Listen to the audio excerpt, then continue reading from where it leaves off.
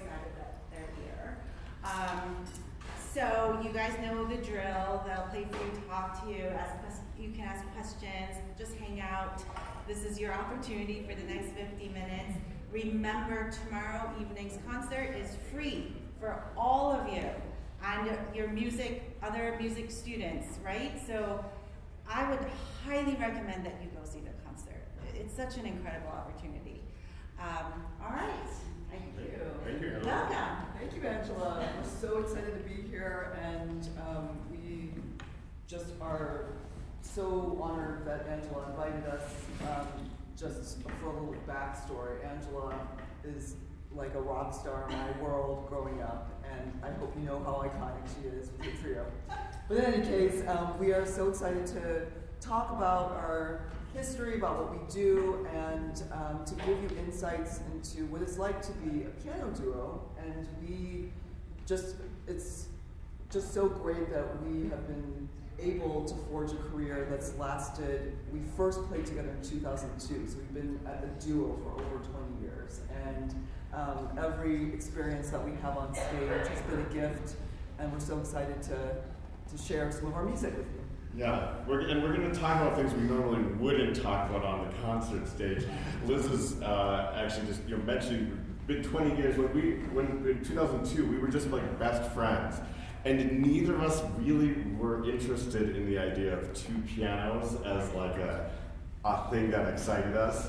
But we were friends, and we just wanted to spend time together, and our school had chamber music credits, so we signed up as a duo to get the credit. And there's a sizable amount of repertoire composed for two pianos, a lot by Mozart and Brahms and Schumann and Bartok. There's really some great stuff, but not a huge amount, certainly not enough to make a 21-year career out of it.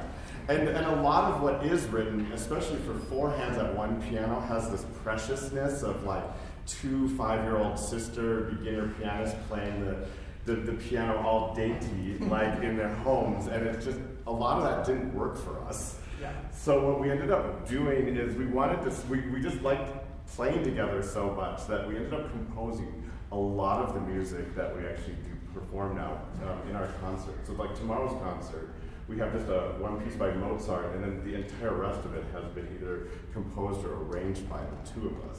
But that all happened because of like this weird necessity, just because we wanted to spend the time together. Yeah, and you guys sort of take it for granted because you have Spotify and you have all your playlists and you listen to all different types of genres. But when we were students at Juilliard, it was a little bit adventurous for us to be like, you know what, we're going to go off the beaten path. We're going to take not only music from the classical genre, so, Mozart, whatever, Rachmaninoff, but then also take music from the worlds of cinema, from pop and rock and whatever. And so we just found a lot of inspiration in that because our mission has always been to make piano music feel relevant and powerful in our times. And so we're always looking to, what's the music that excites us, and then how do we make it feel like it's a necessity to play it on either two pianos or four hands in a single instrument, and we're going to demonstrate that for you today. That's right. We love the music of Mozart, and we're going to start with a piece of Mozart that we have refashioned for two pianos. It began as a solo piece for piano, and my guess is many of you are familiar with it. It's the Rondo alla Turca, which is...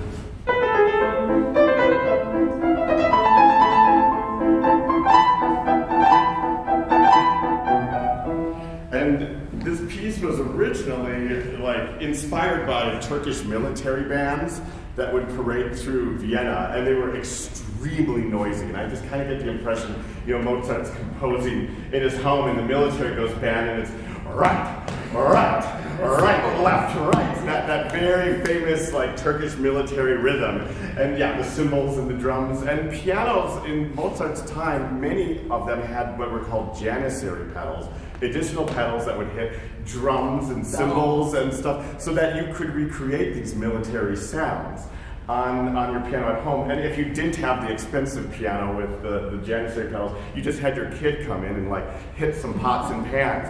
And then now we hear this this sonata plays with such reverence, and it always frustrated us because we felt like people weren't getting it. Like, why is this so serious now?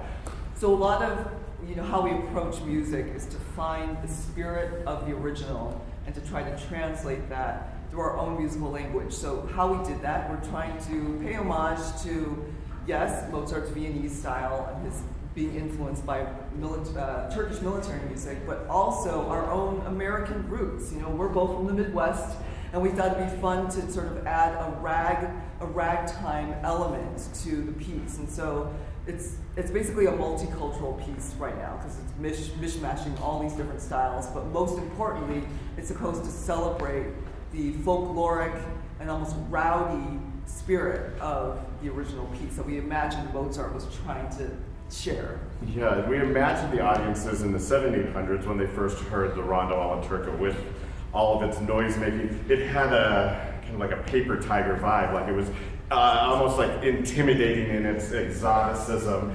And now everything's so multicultural that how are we going to make it intimidating? So that's why surprising. So that's why we threw in the American the spirit. Ragtime, jazzy kind of element. Yeah, but in the end, we were aiming for that folky, noisy. And it's supposed to be fun. Yeah. Like, I think people forget. I mean, we watched the movie Amadeus, but if you've seen it, it sort of is trying to show Mozart as having this like jokester side, and we think that he's doing that. Especially with this piece. Yeah. So here's what we've fashioned, the ragtime alla Turca for you.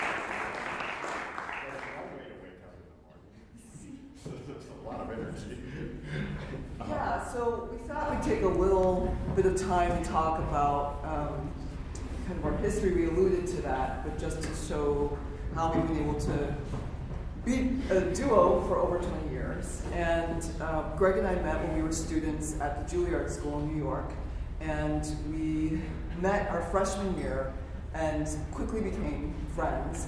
And it was our junior year, so our third year, where we decided to put on this recital together. And you know, it's kind of cool when you have this dynamic as like two people being there as soloists and who have very individual personalities and, you know, I'd say different backgrounds in certain respects. I'm from Chicago, Greg's from Minnesota, so some overlap, but just like having that kind of combustion of two personalities, both like as humans but also as pianists, was incredibly inspiring. So the first concert we gave in a hall like this turned out to be a seminal experience for us. It was just, it felt electric because you know, we just had this chemistry. It actually goes back to the first time we did sight read together. We just instantly connected, and it kind of set the tone for the rest of our college experience, and then to our careers after college, to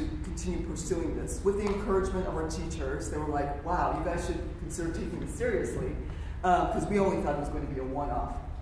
And it has been really cool to kind of explore the possibilities of this genre and to almost like reimagine what is possible, because we didn't really have like exact role models for a duo. Yeah. And so they gave us a lot of freedom.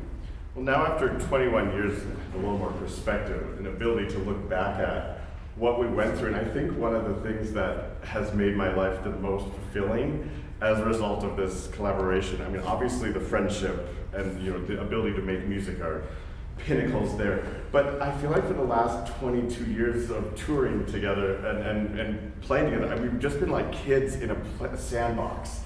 Like, we've allowed each other to remain constantly creative and explore whatever our hearts desire.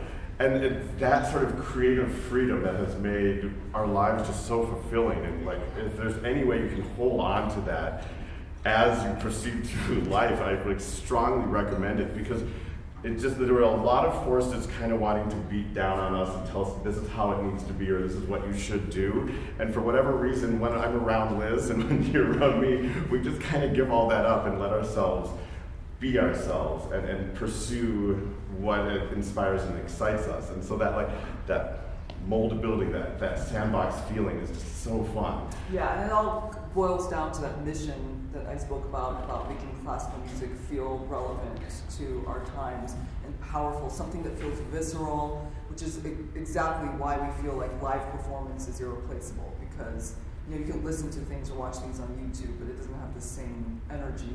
But speaking of YouTube, that's another element of our career that has been, you know, a source of incredible inspiration and fun and adventurousness and experimentation. When we were in grad school, sort of like, you know, 2007, 2006, we thought, why don't we make some videos, because the visual of our four hands and a single keyboard is so cool, and people don't really have that vantage point. And, you know, I'm a child of the 90s, so I grew up, you guys like don't even really know what MTV is, but like that was a thing where like MTV, you know, on TV, they would like show music videos of like pop and rock artists, and that's like the source of it. You wouldn't see like those reality game shows or whatever they have now. And I always thought that it was so cool that the visual aspect, the sort of cinematic aspect of music videos could give you another entry point into the music and really like kind of stimulate your imagination as a viewer. And we thought that classical music is so rich with just the possibilities of expressing itself in a visual medium. So that's become one of the major threads in our career. So we have videos with us, like burning a piano in the desert or drowning with it in the ocean while naked. Like, but that's like, in that case, that's for the rite of spring, the sacrificial dance, music that is like absolutely terrifying in its scope and messaging. And we just pushed that visual as hard as we could.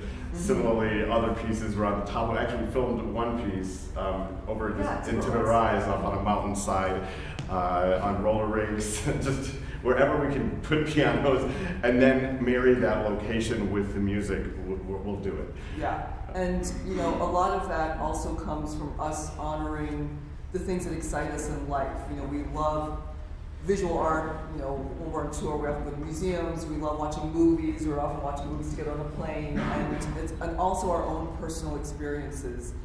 We think it's important for audiences to know that, you know, the classical musicians that you see on stage are not just like these prim and proper people that just like, you know, like it has a sort of academic and almost like serious like reputation for especially people outside of the music world. And you know, all the composers whose music we play, they had such rich lives that were filled with heartbreak and struggle and triumph, and you know, they lived through wars and you know, health crises and just all sorts of things that we as a collective experience nowadays. And when we see all the terrible things that are happening in the world around us, and those are the things that we don't shy away from, because the power of music is that it is so emblematic of what it means to be human. And so we always are trying to celebrate that and explore that in whatever we do, our concerts, our compositions, our recordings, our music videos.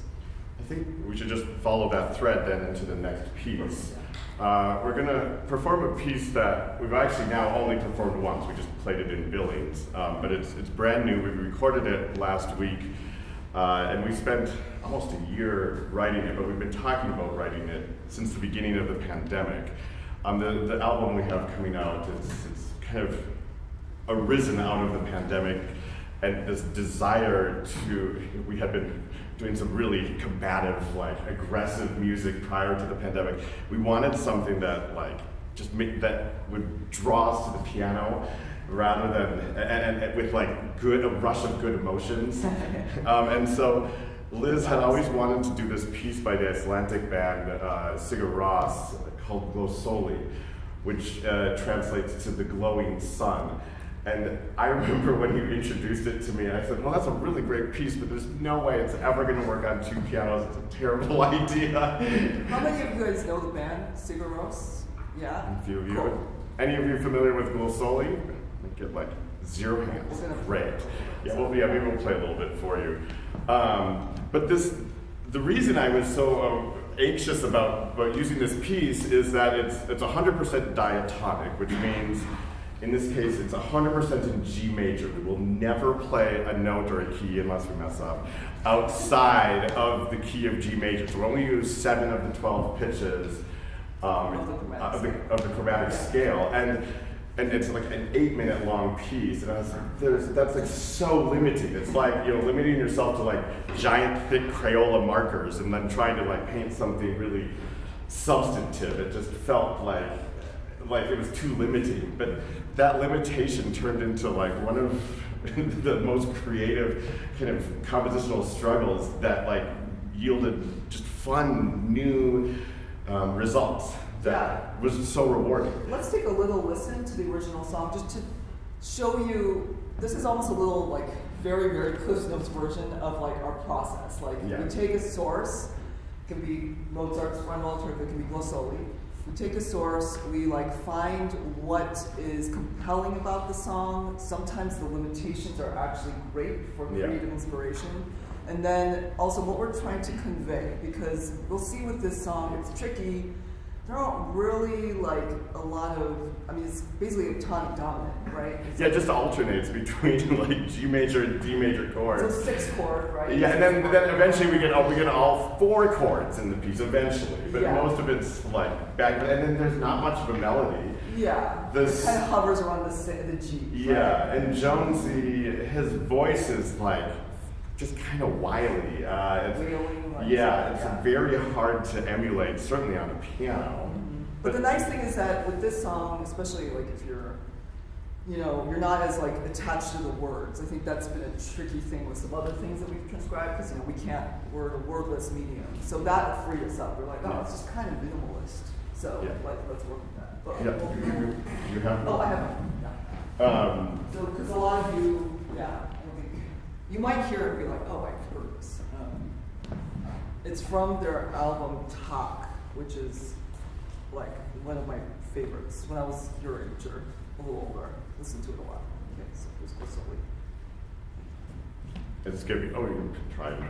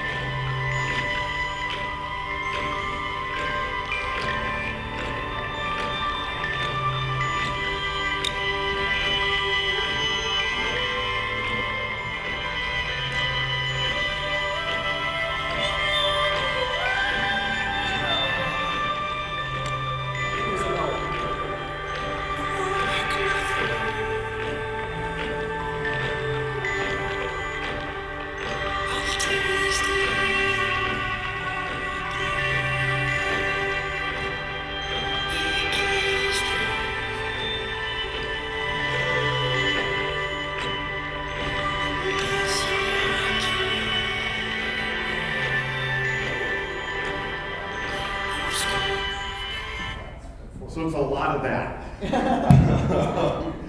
And, but I mean, the piece, it has a good punch to it. Like, we like it. We love it. It feels actually quite magical, like very Yeah. kind of elevated once it gets to the climax. But the major question that took a couple years of processing was how do we play this on two pianos? Because we can't emulate the voice, all those textures, even the drum electronic beats. stuff, Yeah. So we really tapped into the spirit of the music, this idea of the sun. It just being this kind of brilliant, overwhelming force in our lives. So that was something big we grabbed onto, and just the kind of the simplicity of that diatonic nature. Mm-hmm. And so we ended up like focusing on the idea of rainbows, which have 7 colors if you count indigo, and it almost turned into like if you play Super Mario Kart, there's like a rainbow road, like this idea of something being like just like so pure, but like swirling and complicated in its just shapes, its strokes, its broader gestures. It's radiance, right? The radiance, yeah. And certainly by the end, we aimed for, we actually like looked for all the dissonances we could possibly muster out of those 7 pitches, so that by the end, our hope is that the light almost feels like it's like smacking you in the face. Yeah, burning. Burning intensity. But anyway, so that's our hope. We hope that when it's 8 minutes for 2 pianos, we hope that you can kind of like just notice how the music washes over you. It kind of it evolves throughout. We almost have these kind of like quasi-variations on this general harmonic and melodic structure. But essentially, it's all about, even if you've never, like, you hadn't heard the whole song, but our hope is that you almost like can kind of immerse yourself in the glowing light of the sun. That's right. So here's our new arrangement. The world premiere was 2 days ago. So Yeah. The second.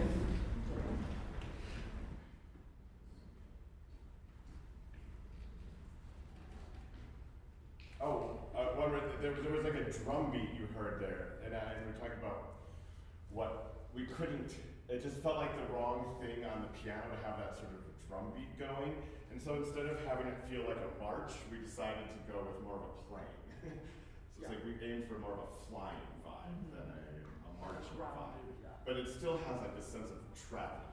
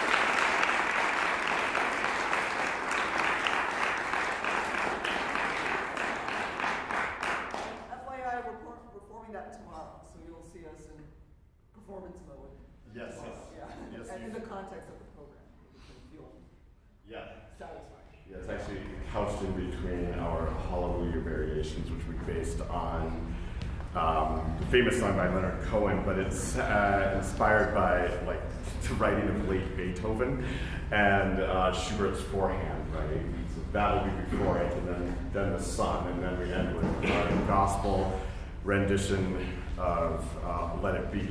But Beatles. Yeah. We'll take this time just to get questions, or yeah.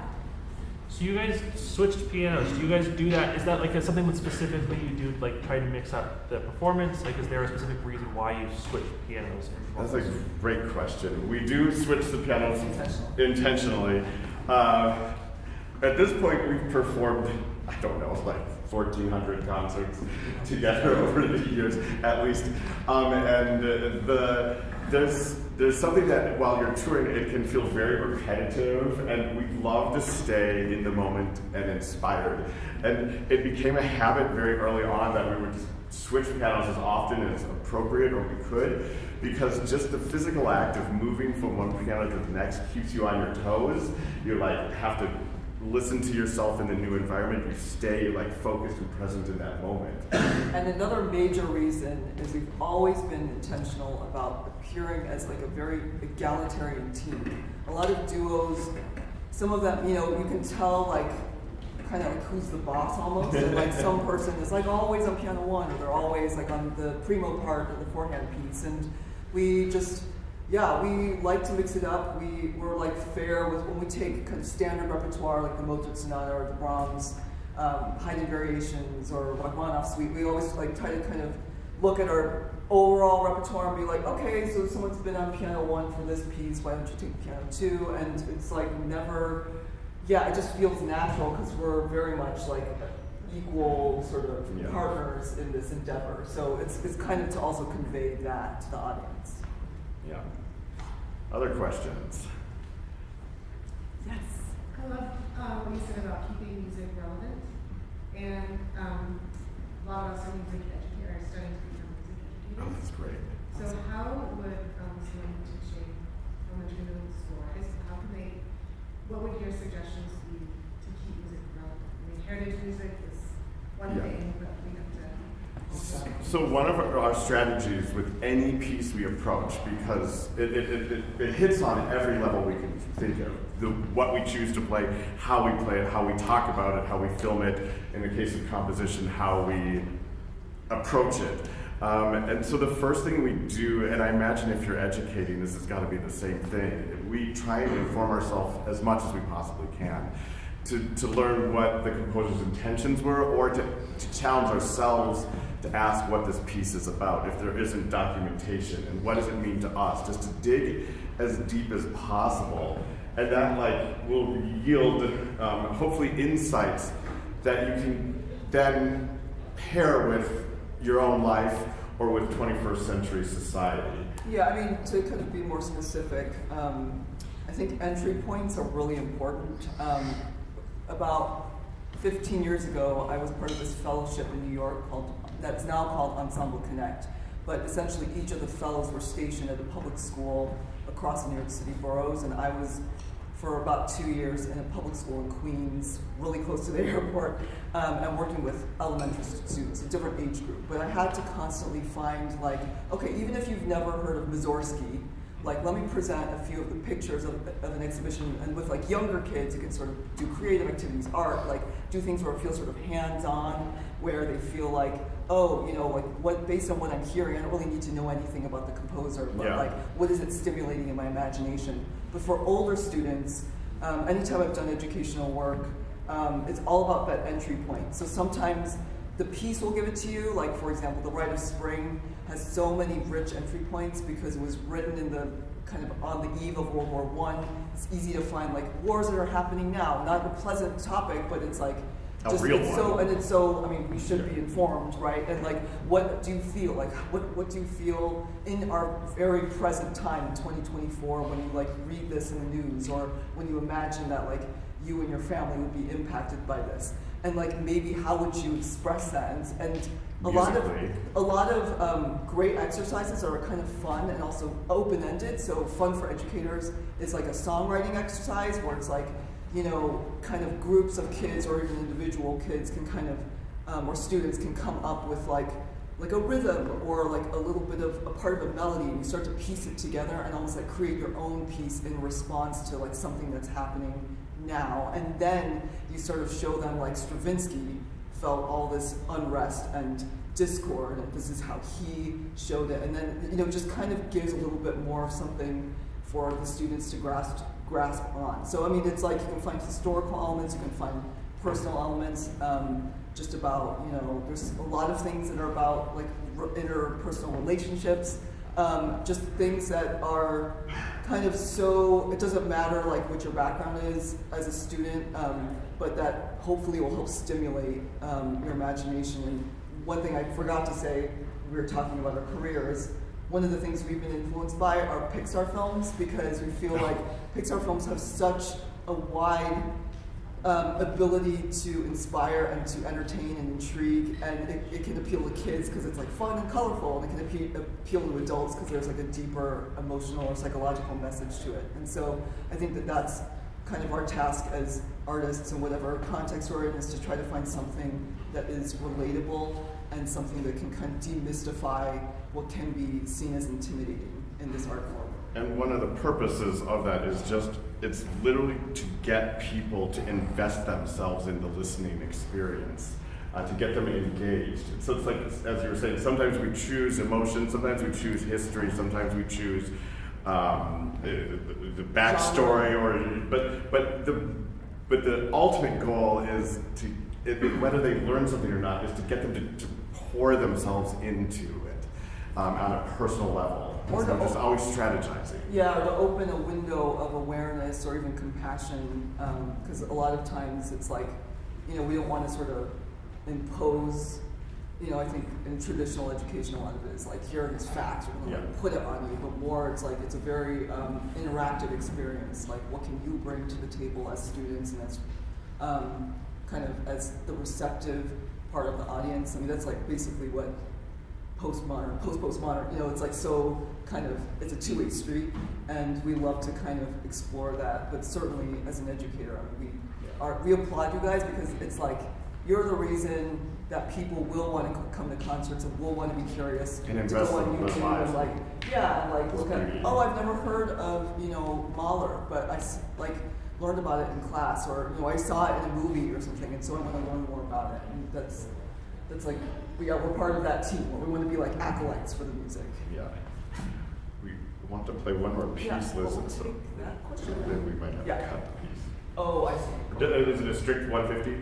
Oh, district, okay. Well, What was that? Oh, I was just gonna ask what your experiences were like starting a professional career with something that is like so unique and new in the professional music world. Like duo piano is not something you see a lot of. yeah. I mean, one of the nice things actually, and unintentional things about pursuing duo piano is people didn't have expectations for it, which actually freed up a lot of the problems we would have had we tried to do that as solo pianists, where people have expectations, and it's sometimes harder to break against that. So in many ways, it made it easier. Yeah, and actually I'm seeing a lot more in the cultural landscape, not only in classical music, but in other genres. You know, people have so much more control, because, you know, you can post things online and your social media, you can create your own music with like MIDI and your own, you know, you can just like record yourself with your iPhone and get a really good video. And so it's actually, I think it's actually a very encouraging environment, because a lot of the old school systems are kind of breaking down, like the recording industry, management, it's all like not as it was in the days of like the 1950s. Just like Sure. you had impresarios who were kind of like directing the whole thing. So it kind of puts some power in your hands to choose what really excites you and to try to find a way to share that with others. Absolutely. We'll close it with one piece. You want to do the original today?